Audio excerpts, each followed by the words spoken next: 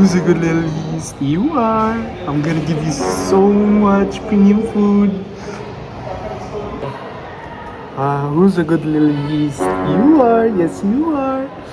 I'm gonna give you some premium food later. Fred, are you talking to the dough again?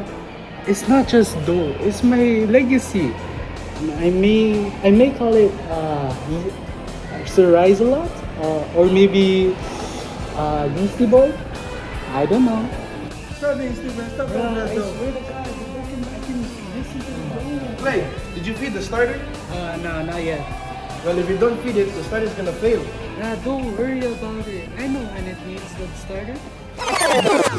But what is a starter? What are they talking about? Why would they need to feed it? And how does this become bread? This is Group 7, and today we aren't just baking, we are performing a basic fermentation process. Our goal is to relate this bubbly mess to anaerobic respiration and explain how these microbes produce energy without oxygen. Time to get scientific. Okay, let's get to the bottom of this jar. Within the starter occurs a process which we call anaerobic respiration.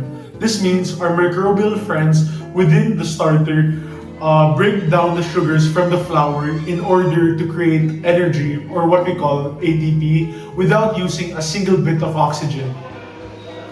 Wait, they don't breathe? Are they okay? Should I give the mouth to mouth? No, Dian, they're fine without it.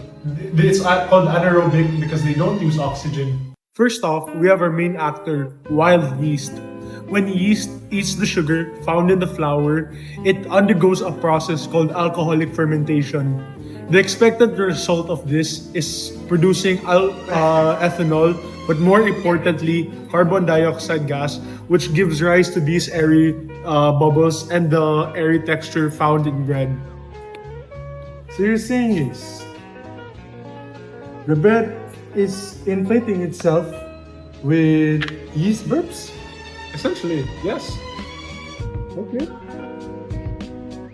Go. But sourdough isn't just fluffy, it's tangy. That's thanks to our second guest, lactobacillus. These microbial growths within the starter undergo lactic fermentation, which gives it the signature tangy flavor and enforces the gluten structure. So one makes it ready and the other makes it sorry. It's a microbial duo. Exactly. Two types of fermentation making one perfect bread.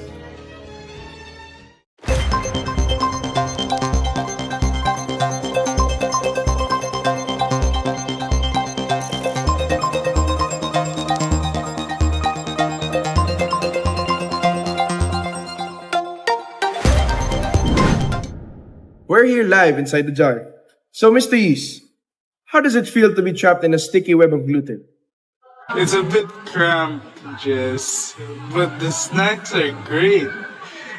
We're just here for the sugar, honestly. Spoken like a true fungus.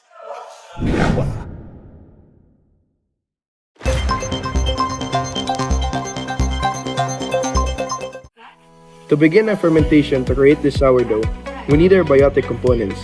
First, we have our substrate, powdered triticum aestivum, commonly known as wheat flour. And don't forget the universal solvent, H2O or even water. Even microbes get thirsty.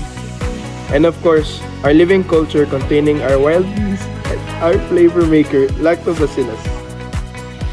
As it mixes, it essentially creates a microbe metropolis by mixing and folding. It's developing the gluten network that will trap the carbon dioxide produced during anaerobic respiration. Correct. We will now let this sit. The duration of our fermentation allows the lactic acid to build up, which you can see the happening as the dough expands. Alright, let's look at the results. Our fermented product has a distinct tangy aroma compared to this bland commercial bread. Notice the crumb. Those holes are the literal fingerprints of the carbon dioxide produced during anaerobic respiration. The texture is chewy and the crust is firm, which is a huge physical difference from the soft, processed structure of our standard store-bought loaves. But why does this matter to our community?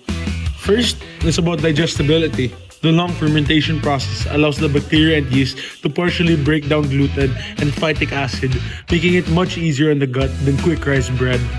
Second, it's about shelf life. The lactic acid produced by our lactobacillus acts as a natural preservative, lowering the pH to inhibit mold growth without needing artificial chemicals.